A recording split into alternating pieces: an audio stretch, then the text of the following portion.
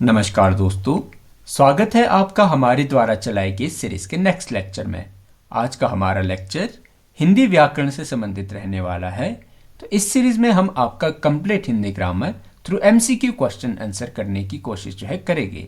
तो अगर आप तैयारी कर रहे हैं किसी भी सेंट्रल या किसी स्टेट सर्विस एग्जामिनेशन की, जहाँ भी आपकी Hindi grammar subject as syllabus में मेंशन है, तो आप हमारी सीरीज के साथ जुड़कर अपनी तैयारी को बेहतर बना सकते हैं। तो चलिए शुरू करते हैं अपने फर्स्ट क्वेश्चन से। तो पहले क्वेश्चन में आपसे पूछा गया है कि हिंदी में मूल स्वरों की संख्या कितनी है। आपको बताना है कि जो हिंदी व्याकरण है इसमें कुल कितने मूल स्वर आपको देखने को मिलेंगे। तो अगर बात की जाए हिंदी व्याकरण में मूल स्वर आपको देखने को मिल जाते हैं औ से लेके औ तक। औ से लेके औ तक को आपकी यह मूल स्वरों की श्रेणी आपको देखने को मिल जाती है। और बात की जाए हमारे पास हमें कुल आपको देखने को मिल जाएंगे 11। तो हिंदी व्याकरण में आपको मूल स्वर आपको 11 देखने को मिल जाते हैं। तो आपके पास ऑप्शन बी इसका राइट आंसर हो जाएगा। तो चलते अपने नेक्स्ट क्वेश्चन की तरफ। तो अगले क्वेश्चन में आपसे पूछा गया है कि री स्वर को समृद्ध स्वर क्यों कहा जाता है। आपको बताना है कि जो री है, री को ये आपके समृद्ध स्वर की संज्ञा दी जाती है। तो इसे जो समृद्ध स्वर संज्ञा देने का क्या कारण है। तो अगर बात की जाए हमारे पास री की, तो री ये आपके इसे समृद्ध स्वर कहा जाता है कि जो इसे बोलने में आपके होठ बंद हो जाते हैं। मतलब इसका आपका मुंह बंद होना इसका री इसी कारण इसे समृद्ध स्वर की संज्ञा दी जाती है।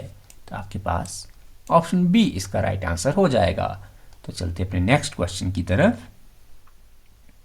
तो अगले क्वेश्चन में आपसे पूछा गया है कि ह्रस्व स्वरों में कौन सा शामिल नहीं है। तो अगर बात की जाए ह्रस्व स्वर की, तो ह्रस्व स्वर में हमें देखने को मिल जाते हैं औ, आपको देखने को मिल जाएगा छोटा ई, आपको देखने को मिल जाएगा छोटा उ। तो ह्रस्व स्वर में हमें छोटा, देखिए जो अ हो गया, छोटा ई और छोटा उ, ये हमें ह्रस्व स्वर देखने को मिल जाते हैं। इसके अलावा बात की जाए दीर्घ स्वरों की, तो दीर्घ स्वरों में हमें आ, इसके अलावा आपको देखने को मिल जाएगा बड़ा ई, इसके अलावा आपको देखने को मिल जाएगा बड़ा उ। तो ये आपको दीर्घ स्वरों की श्रेणी देखने को मिल जाएगी। तो आपके पास ऑप्शन सी इसका राइट आंसर हो जाएगा। तो चलते अपने नेक्स्ट क्वेश्चन की तरफ। तो अगले क्वेश्चन में आपसे पूछा गया है कि दीर्घ स्वरों की संख्या हिंदी में कितनी है। तो अगर बात की जाए हिंदी में दीर्घ स्वरों की संख्या की, तो या आपको ऑप्शन दिया होगा 4 या आपको ऑप्शन दिया होगा 3। तो अगर बात की जाए हिंदी में दीर्घ स्वरों की संख्या, तो यह आपको देखने को मिल जाएगी 4। देखिए दीर्घ स्वरों में आपके आ जाता है आ, इसके अलावा आपको देखने को मिल जाएगा बड़ा ई, बड़ा उ, और आपको देखने को मिल जाएगा री। देखिए री का जो दीर्घ रूप है ये आपको री देखने को मिल जाएगा। तो आपके पास हिंदी में आपको दीर्घ स्वर आपको 4 दिए जाते हैं, लेकिन कई स्थानों पर जो बड़ा री जिसे कि री कहा जाता है, तो री कई स्थान पर संस्कृत का शब्द हमें देखने को मिलता है। तो आपके पास ऑप्शन ए इसका राइट आंसर हो जाएगा। तो चलते अपने नेक्स्ट क्वेश्चन की तरफ। तो अगले क्वेश्चन में आपसे पूछा गया है कि लरी स्वर का उच्चारण कब होता है। तो अगर बात की जाए हमारे पास लरी स्वर की, तो लरी स्वर मुख्यतः उपयोग किया जाता है संस्कृत में। तो आपके पास ऑप्शन ए इसका राइट आंसर हो जाएगा। तो चलते अपने नेक्स्ट क्वेश्चन की तरफ। तो अगले क्वेश्चन में आपसे पूछा गया है कि अग्र स्वर कौन से है। तो अगर आपको इसमें आपको बताना है कि जो अग्र स्वर है, देखिए अग्र स्वरों को अग्र, मध्य, पश्य 3 भागों में विभाजित किया जाता है। तो अगर बात की जाए अग्र स्वरों की, तो अग्र स्वरों में आपको देखने को मिल जाएगा जो कि जीभ के अगले वाले हिस्से से बोले जाते हैं, जिसमें आपको देखने को मिल जाएगा छोटा ई, बड़ा ई, ए और ऐ। इन स्वरों को अग्र स्वरों की संख्या दी जाती है। आपके पास ऑप्शन बी इसका राइट आंसर हो जाएगा। तो चलते अपने नेक्स्ट क्वेश्चन की तरफ। तो अगले क्वेश्चन में आपसे पूछा गया है कि पश्च स्वरों का उदाहरण क्या है। तो अगर बात की जाए हमारे पास पश्च स्वरों की, तो पश्च स्वरों में आपको जो जीभ के पिछले हिस्से से बोले जाने वाले शब्द हैं, इन्हें नाम दिया जाता है पश्च स्वरों का। और बात की जाए पश्च स्वरों में हमें देखने को मिल जाएगा, देखिए आपके पास ऊ हो गया, इसके अलावा आपको देखने को मिल जाएगा बड़ा ऊ, आपको देखने को मिल जाएगा ओ, आपको देखने को मिल जाएगा औ। तो ओ, औ, छोटा ऊ और बड़ा ऊ, इन्हें नाम दिया जाता है पश्च स्वरों का। तो आपके पास ऑप्शन सी इसका राइट आंसर हो जाएगा। तो चलते अपने नेक्स्ट क्वेश्चन की तरफ। तो अगले क्वेश्चन में आपसे पूछा गया है कि मध्य स्वर कौन सा है। तो अगर बात की जाए हमारे पास मध्य स्वरों की, तो मध्य स्वर में हमें एकमात्र अक्षर देखने को मिल जाता है जिसे कि केंद्रीय स्वर भी कहा जाता है। तो यह आपको देखने को मिल जाएगा औ। और जो है इसे मध्य स्वर की श्रेणी में आपको देखने को मिल जाएगा। तो आपके पास ऑप्शन बी इसका राइट आंसर हो जाएगा। तो चलते अपने नेक्स्ट क्वेश्चन की तरफ। तो अगले क्वेश्चन में आपसे पूछा गया है कि प्लुत स्वर का अर्थ क्या है। तो अगर बात की जाए हमारे पास प्लुत स्वर की, तो स्वरों को जो 3 भागों में विभाजित किया जाता है, इसमें आपको ह्रस्व स्वर मतलब जिसमें आपको बोलने को सबसे कम समय, और बात की जाए इसके अलावा आपको दीर्घ स्वर जिसे ह्रस्व से दुगना समय, और बात की जाए प्लुत स्वर की तो जिसे ह्रस्व से 3 गुना समय लगता है, जिसे कि त्रिमात्रिक भी कहा जाता है। तो प्लुत स्वर का अर्थ आपको देखने को मिल जाएगा 3 मात्रा लंबा। तो आपके पास या त्रिमात्रिक स्वर जो है यह ह्रस्व स्वरों को नाम दिया जाता है। उदाहरण के रूप में आपको देखने को मिल जाएगा नमः। नमः जो है यह आपको प्लुत स्वर का उदाहरण मतलब या आपको देखने को मिल जाएगा ओम। ओम जो है आपको प्लुत स्वर के उदाहरण में देखने को मिलता है। तो चलते अपने नेक्स्ट क्वेश्चन की तरफ। तो अगले क्वेश्चन में आपसे पूछा गया है कि स्वरों का वर्गीकरण उच्चारण के आधार पर कितने प्रकार है। तो अगर बात की जाए हमारे पास उच्चारण के स्थान पर स्वरों का जो वर्गीकरण किया जाता है, तो ये किया जाता है ह्रस्व, दीर्घ और प्लुत में। तो आपके पास ऑप्शन बी जो है इसका राइट आंसर हो जाएगा। तो चलते अपने नेक्स्ट क्वेश्चन की तरफ। तो अगले क्वेश्चन में आपसे पूछा गया है कि औ स्वर का प्रकार क्या है। तो आपको बताना है कि जो औ स्वर है इसे कौन सी श्रेणी में रखा जाता है। तो अगर बात की जाए औ स्वर की, तो इसे नाम दिया जाता है पश्च स्वर का। तो औ जो है ये आपके पश्च स्वर या विवृत स्वर भी इसे कहा जाता है। तो आपके पास ऑप्शन सी जो है इसका राइट आंसर हो जाएगा। तो चलते अपने नेक्स्ट क्वेश्चन की तरफ। तो अगले क्वेश्चन में आपसे पूछा गया है कि हिंदी में संयुक्तर स्वर कितने हैं। तो अगर बात की जाए हिंदी में जो संयुक्तर स्वर है ये आपको देखने को मिल जाएगा। सबसे पहले आपको ए आई और ओ औ। देखिए जो ए और आई है और ओ और औ है, ये आपको दो मतलब ये आपको जोड़ी में याद रखने हैं।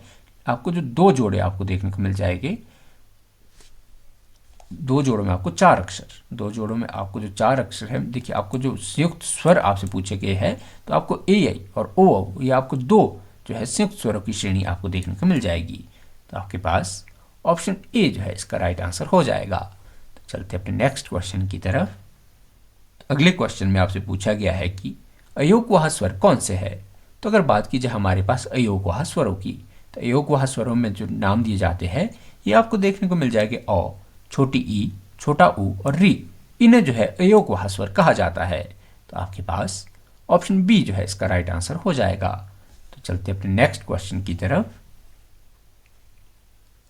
तो अगले क्वेश्चन में आपसे पूछा गया है कि अ स्वर का महत्व क्या है। तो अगर बात की जाए हमारे पास अ स्वर की, जो अ स्वर है ये आपको सभी व्यंजनों में जो है अंतर्निहित स्वर देखने को मिलता है। मतलब जो सभी व्यंजन बने हैं वो कहीं ना कहीं अ से मिलकर बने हैं। तो आपके पास ऑप्शन बी जो है इसका राइट आंसर हो जाएगा। अ स्वर को जो है ये आपकी गुप्त स्वर भी कहा जाता है। चलते अपने नेक्स्ट क्वेश्चन की तरफ। तो अगले क्वेश्चन में आपसे पूछा गया है कि स्वरों का उच्चारण में सहायक अंग क्या है। आपको बताना है कि जो स्वरों का उच्चारण है इसमें कौन सा अंग जो है हमें सहायता करता है। तो अगर बात की जाए स्वरों का जो उच्चारण है, स्वरों को नाम दिया जाता है वाक्येंद्र का। वाक्येंद्र मतलब जो है स्वरों का उच्चारण जो है हवा के प्रवाह के से जो है किया जाता है। तो आपके पास ऑप्शन बी इसका राइट आंसर हो जाएगा। तो चलते अपने नेक्स्ट क्वेश्चन की तरफ। तो अगले क्वेश्चन में आपसे पूछा गया है कि दीर्घतर स्वर का उदाहरण। आपसे पूछा गया है कि देखिए जो दीर्घतर मतलब ये आपको प्लुत स्वर इसमें मेनली पूछा गया है। तो जो प्लुत स्वर या दीर्घतर स्वरों का उदाहरण आपको देखने को मिल जाएगा नमः, मतलब जिसमें आपको 3 गुना समय लगे, ये आपको देखने को मिल जाएगा नमः। इसे जो है दीर्घतर स्वर जो है कहा जाता है। तो चलते अपने नेक्स्ट क्वेश्चन की तरफ। तो अगले क्वेश्चन में आपसे पूछा गया है कि विवृत स्वरों की विशेषता क्या है। आपको बताना है जो विवृत स्वर है उनकी क्या विशेषता हमें देखने को मिलती है। तो अगर बात की जाए हमारे पास विवृत स्वरों की, तो विवृत स्वर ऐसे स्वरों को नाम दिया जाता है कि जिनके उच्चारण में जो है मुंह खुला रहता है। तो आपके पास ऑप्शन बी जो है इसका राइट आंसर हो जाएगा। बात की जाए हमारे पास विवृत स्वरों की, तो विवृत स्वरों में हमें देखने को मिल जाएगा अ, आपको देखने को मिल जाएगा आ, आपको देखने को मिल जाएगा ए। तो इन्हें जो है आपके विवृत स्वरों की श्रेणी में रखा जाता है। तो आपके पास ऑप्शन बी जो है इसका राइट आंसर हो जाएगा। तो चलते अपने नेक्स्ट क्वेश्चन की तरफ। तो अगले क्वेश्चन में आपसे पूछा गया है कि लरी का वर्गीकरण आपको बताना है कि जो री या इसे जो है आपके दीर्घ री भी कहा जाता है। और बात की जाए री का वर्गीकरण जो है इसे वर्गीकृत किया जाता है समृद्ध दीर्घ में। तो आपके पास ऑप्शन सी जो है इसका राइट आंसर हो जाएगा। तो चलते अपने नेक्स्ट क्वेश्चन की तरफ। तो अगले क्वेश्चन में आपसे पूछा गया है कि स्वर संख्याओं में परिवर्तन का कारण क्या है। आपसे बात की जाए कि देखिए, अगर बात की जाए स्वर संख्याओं में आपको जो है अलग अलग हमें स्वरों की संख्या जो है अलग अलग क्षेत्रों में बताई जाती है। और बात की जाए कभी देखिए, कभी आपको सुनने में मिलेगा कि 13 स्वर और कभी आपको देखने को मिल जाएगा कि कुछ स्थानों पर आपको 11 स्वर नाम दिए जाते हैं। और बात की जाए इनमें परिवर्तन के कारण का, तो ये कई आपके क्षेत्रीय मानक, आपके कुछ एनसीईआरटी द्वारा सेट किए गए मानक और कुछ प्राचीन और आधुनिक मानक के कारण आपको जो है ये स्वरों की संख्या में भिन्नता देखने को मिलती है।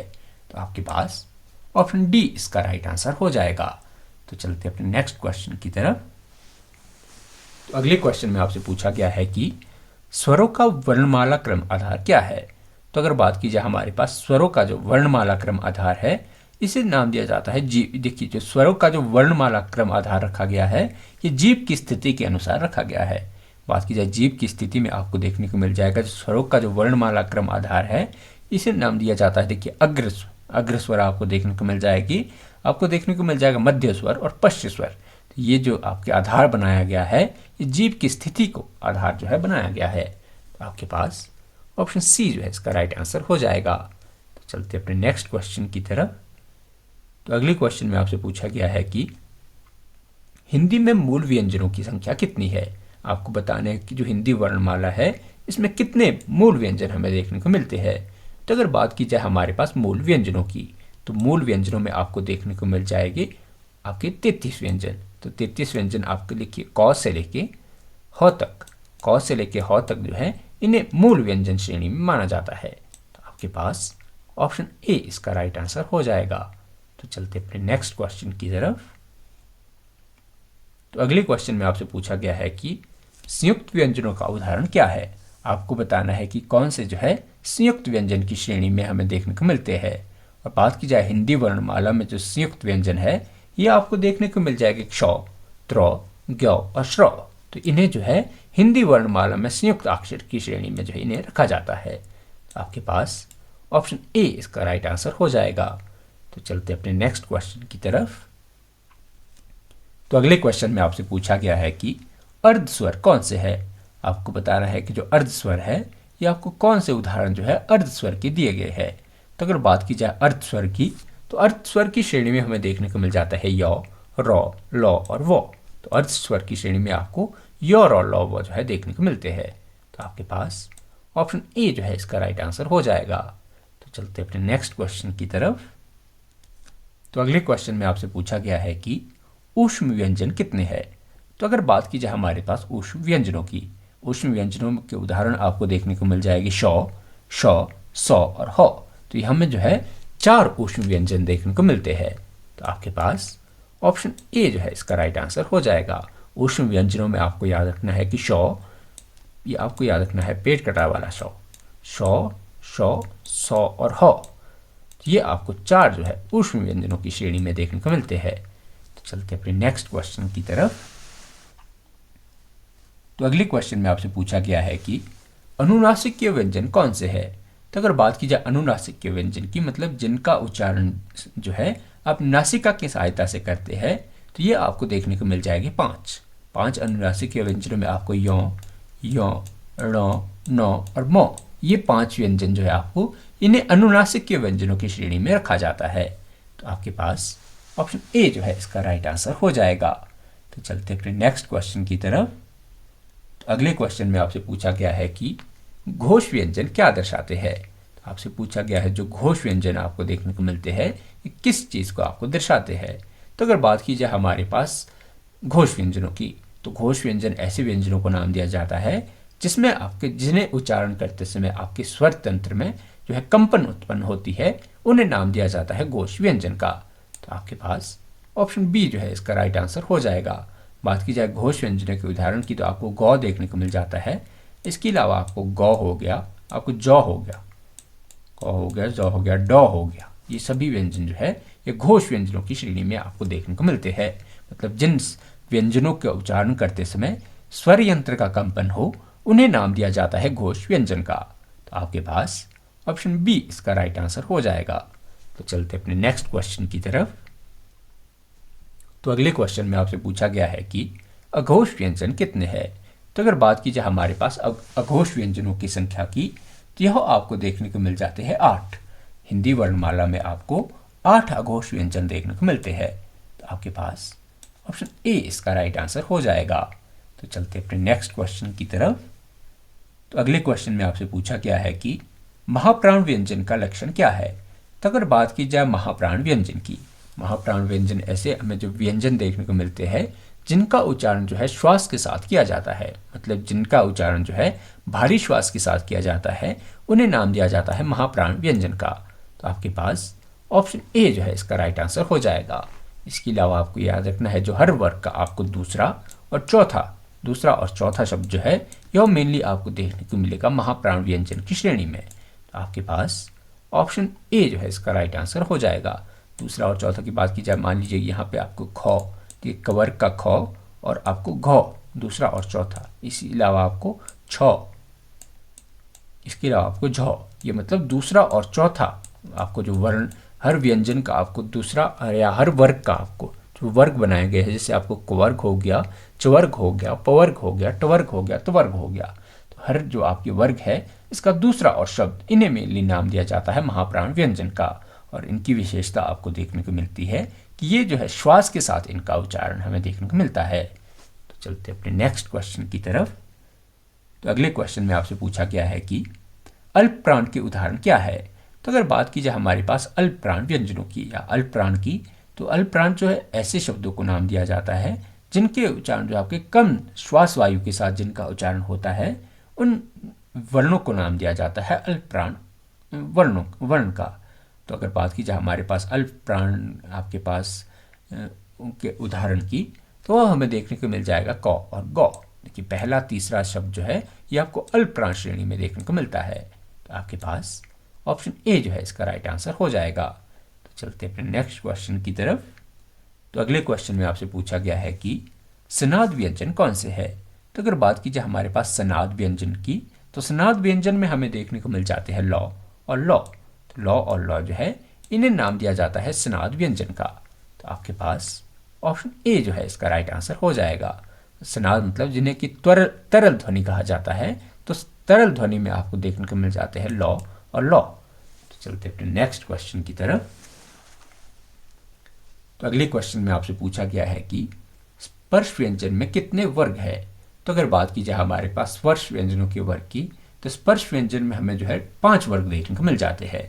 5 वर्ग में आपको देखिए कवर्ग हो गया, चवर्ग हो गया, टवर्ग हो गया, तवर्ग हो गया और पवर्ग हो गया। तो इन्हें नाम दिया जाता है स्पर्श व्यंजनों का। तो स्पर्श व्यंजनों में आपको 5 वर्ग देखने को मिल जाते हैं। तो चलते अपने नेक्स्ट क्वेश्चन की तरफ। तो अगले क्वेश्चन में आपसे पूछा गया है कि क्ष को व्यंजन क्यों गिना जाता है। तो अगर बात की जाए क्ष की, तो क्ष का जो संयोजन हमें देखने को मिलता है, क्ष हमें एक संयुक्त अक्षर देखने को मिल जाता है। और जो क्ष का जो संयोजन हुआ है ये क और श आपको पेट कटा वाला श, ठीक है। तो आपको जो क्ष व्यंजन है इसे संयुक्त अक्षर की श्रेणी में जो है गिना जाता है। तो आपके पास ऑप्शन बी इसका राइट आंसर हो जाएगा। तो चलते अपने नेक्स्ट क्वेश्चन की तरफ। तो अगले क्वेश्चन में आपसे पूछा गया है कि ह व्यंजन का प्रकार क्या है। तो अगर बात की जाए हमारे पास ह व्यंजन की, जो ह शब्द है इसे वर्गीकृत किया जाता है आपके ऊष्म व्यंजन में। तो श ह जो है ये आपके ऊष्म ऊष्म आपको जो है व्यंजन देखने को मिलते हैं।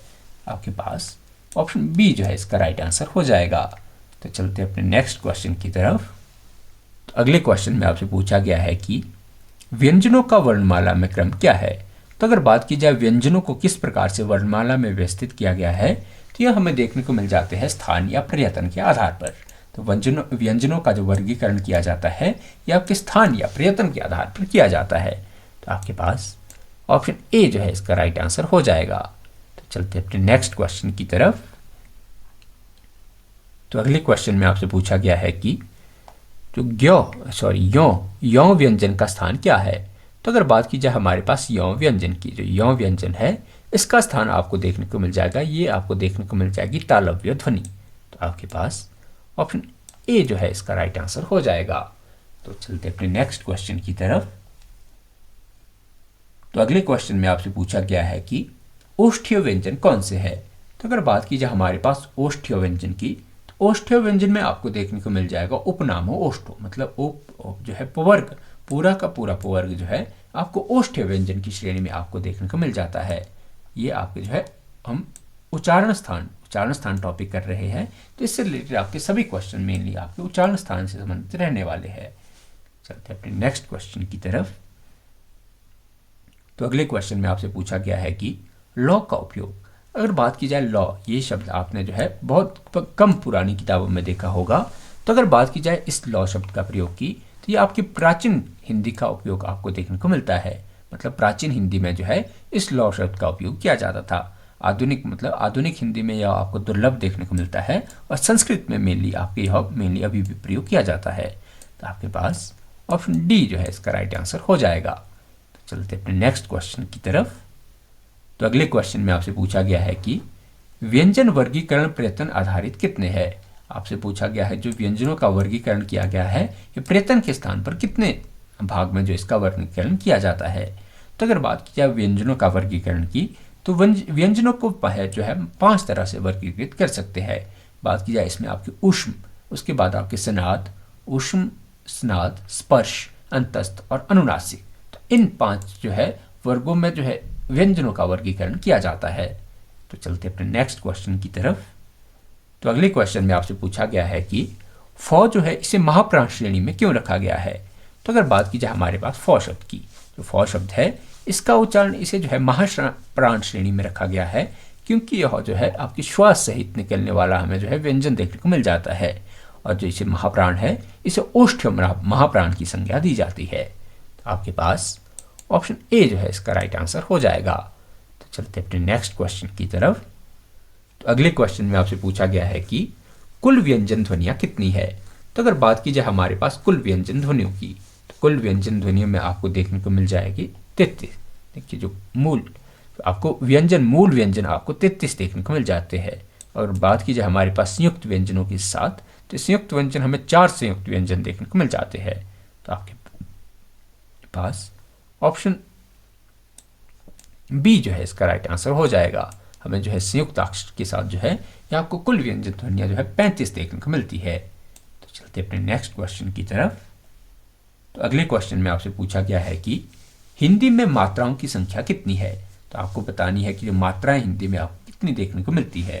तो अगर बात की जाए हिंदी वर्णमाला में मात्राओं की, तो इनकी संख्या हमें देखने को मिल जाती है 10। देखिए औ की हमें कोई मात्रा नहीं देखने को मिलती, इसी के साथ हिंदी वर्णमाला में हमें टोटल जो है 10 मात्रा का उपयोग हमें देखने को मिलता है। तो चलते अपने नेक्स्ट क्वेश्चन की तरफ। आपको बताना है कि ये आपके पास सिंबल दिया गया है मात्रा स्वर का जो है उदाहरण है। तो अगर बात की जाए ये मात्रा हमें देखने को मिल जाती है, देखिए छोटी ई की मात्रा आपको याद रखनी है। ये आपकी लेफ्ट साइड से लगने वाली मात्रा आपको देखने को मिलती है। ऐसे ही आपके नेक्स्ट क्वेश्चन दिया गया है। तो अगले क्वेश्चन में आपसे पूछा गया है कि जो ये आपके पास मात्रा दी गई है, तो कौन सी मात्रा का प्रकार है। तो अगर बात की जाए हमारे पास ये मात्रा आपको देखने को मिल जाएगी संयुक्त मात्रा, मतलब जो है औ जो है हमें ओ और ओ का जो है संयुक्त मात्रा हमें देखने को मिल जाती है। तो चलते अपने नेक्स्ट क्वेश्चन की तरफ। तो अगले क्वेश्चन में आपसे पूछा गया है कि मात्रा का उद्देश्य क्या है। तो अगर बात की जाए हमारे पास मात्रा का उद्देश्य, मात्रा जो है क्यों लगाई जाती है, तो ये व्यंजनों में जो है स्वर जोड़ने के लिए मात्राओं का उपयोग किया जाता है। तो आपके पास ऑप्शन ए जो है इसका राइट आंसर हो जाएगा। तो चलते अपने नेक्स्ट क्वेश्चन की तरफ। तो अगले क्वेश्चन में आपसे पूछा गया है कि जो आपके पास मात्रा दी गई है कि कौन सी मात्रा यह दर्शाती है। तो अगर बात की जाए हमारे पास जो भी मात्रा दी गई है, ये मात्रा दिखाती है हमारे पास री की। री स्वर जो हमें देखने को मिलता है, इसकी मात्रा आपको इस प्रकार से देखने को मिलती है। तो चलते अपने नेक्स्ट क्वेश्चन की तरफ। आपको बताना है कि जो आपके पास ये मात्रा दी गई है अनुस्वार मात्रा, कौन सी अनुस्वार मात्रा ये आपको देखने को मिलेगी। तो अगर बात की जाए जो इस प्रकार की मात्रा आपको देखने को मिलती है, इसे नाम दिया जाता है नासिक्य मात्रा का। तो आपके पास ऑप्शन ए जो है इसका राइट आंसर हो जाएगा। तो चलते अपने नेक्स्ट क्वेश्चन की तरफ। तो अगले क्वेश्चन में आपसे पूछा गया है कि विसर्ग मात्रा, जो आपके पास विसर्ग मात्रा दी गई है, इसका उपयोग जो है किस के लिए किया जाता है। तो अगर बात की जाए हमारे पास विसर्ग मात्राओं का जो उपयोग किया जाता है, ये आपके मेनली श्वास मात्राओं की तरह इसका उपयोग किया जाता है। तो आपके पास ऑप्शन ए जो है इसका राइट आंसर हो जाएगा। जो विसर्ग मात्राएं उपयोग की जाती है, इनका उपयोग मेनली आपकी श्वास मात्राओं की तरह किया जाता है। तो चलते अपने नेक्स्ट क्वेश्चन की तरफ। तो अगले क्वेश्चन में आपसे पूछा गया है कि चंद्र बिंदु का कार्य क्या है। तो अगर बात की जाए हमारे पास चंद्र बिंदु की, तो चंद्र बिंदु को जो संज्ञा दी जाती है, ये आपके नासिक स्वर की जो है आपकी संज्ञा दी जाती है। तो आपके पास ऑप्शन ए जो है इसका राइट आंसर हो जाएगा। तो चलते अपने नेक्स्ट क्वेश्चन की तरफ। तो अगले क्वेश्चन में आपसे पूछा गया है कि आपको हलंत मात्रा का प्रतीक बताना है। तो अगर बात की जाए हलंत मात्रा के प्रतीक की, तो हलंत हमें जो है इस प्रकार से देखने को मिल जाता है, मतलब इस प्रकार आप जो है व्यंजन को लिखेंगे तो इस प्रकार से आपको हलंत जो है देखने को मिल जाएगा। तो आपके पास ऑप्शन ए जो है इसका राइट आंसर हो जाएगा। तो चलते फिर नेक्स्ट क्वेश्चन की तरफ। तो अगले क्वेश्चन में आपसे पूछा गया है कि मात्राओं का वर्गीकरण जो है किसको आधार बनाकर किया गया है। तो अगर बात की जाए मात्राओं का जो वर्गीकरण किया गया है, ये आपके स्वरों को आधार रखकर इसका वर्गीकरण किया जाता है। तो आपके पास ऑप्शन ए जो है इसका राइट आंसर हो जाएगा। तो चलते फिर नेक्स्ट क्वेश्चन की तरफ। तो अगले क्वेश्चन में आपसे पूछा गया है कि उच्चारण स्थान कितने हैं। तो अगर बात की जाए हमारे पास उच्चारण स्थान की, तो उच्चारण स्थानों में हमें देखने को मिल जाता है कंठ, तालु, मूर्धा, दंत और ओष्ठ। तो कंठ हो गया, तालु हो गया, मूर्धा, दंत और ओष्ठ, ये हमें जो है उच्चारण जो है हमें देखने को मिलते हैं। तो आपके पास ऑप्शन ए जो है इसका राइट आंसर हो जाएगा। तो चलते अपने नेक्स्ट क्वेश्चन की तरफ। तो अगले क्वेश्चन में आपसे पूछा गया है कि क का उच्चारण स्थान क्या है। तो अगर बात की जाए हमारे पास क या क वर्ग का उच्चारण की, तो यह हमें देखने को मिल जाती है कंठ्य ध्वनि। तो क या क वर्ग जो है हमें कंठ्य ध्वनि के रूप में देखने को मिलती है। तो चलते अपने नेक्स्ट क्वेश्चन की तरफ। तो अगले क्वेश्चन में आपसे पूछा गया है कि चौ का उच्चारण स्थान क्या है।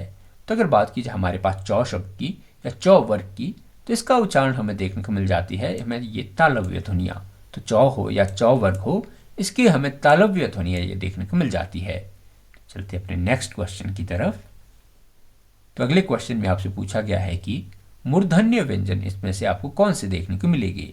तो अगर बात की जाए हमारे पास मूर्धन्य ध्वनियों की, तो टॉ वर्ग को जो है मूर्धन्य ध्वनियाँ कहा जाता है। तो ट्वर्ग जो है ये आपकी मूर्धन्य ध्वनिया में आपको देखने को मिल जाती है।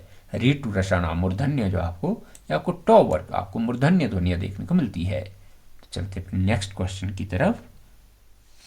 तो अगले क्वेश्चन में आपसे पूछा गया है कि दंत्य स्थान का उदाहरण क्या है। तो अगर आपको बताना है कि कौन सी ध्वनियाँ जो है जिनका उच्चारण हम दंत्य, मतलब आपको इसमें दंत्य उच्चारण स्थान वाली ध्वनियाँ बतानी है। तो अगर बात की जाए हमारे पास दंत्य जो आपके स्थान वाली ध्वनियों की, जिसमें आपको देखने को मिल जाती है लरी तुलसा नाम दंतो, मतलब जो त्वर्ग हो गया लरी और आपके जो त्वर्ग हो गया, इसे नाम दिया जाता है दंत्य ध्वनियों का। तो आपके पास ऑप्शन ए जो है इसका राइट आंसर हो जाएगा। तो चलते अपने नेक्स्ट क्वेश्चन की तरफ। तो अगले क्वेश्चन में आपसे पूछा गया है कि प्रयत्न के कितने जो है प्रकार है। तो अगर बात की जाए हमारे पास प्रयत्न के आधार पर जो आपके विभाजित किया जाता है, ये आपके स्पर्श, स्नाद, ऊष्म, अन्तस्थ और अनुनासिक। तो हमें प्रयत्न के जो है 5 प्रकार देखने को मिलते हैं। 5 प्रकारों में आपको याद रखना है कि स्पर्श, स्नाद, ऊष्म, अन्तस्थ और अनुनासिक, ये हमें प्रयत्न के 5 भेद देखने को मिलते हैं। चलते अपने नेक्स्ट क्वेश्चन की तरफ। तो आज की सीरीज में हमारे पास इतने ही क्वेश्चन थे। तो आशा करते हैं कि आज की हमारी सीरीज आपको पसंद आई होगी। तो आप हम अपने वैल्यूबल कमेंट जो है, अपने वैल्यूबल सजेशन हमारी वीडियोस पर छोड़ सकते हैं और हमारी मोटिवेशन बढ़ा सकते हैं। बहुत बहुत धन्यवाद।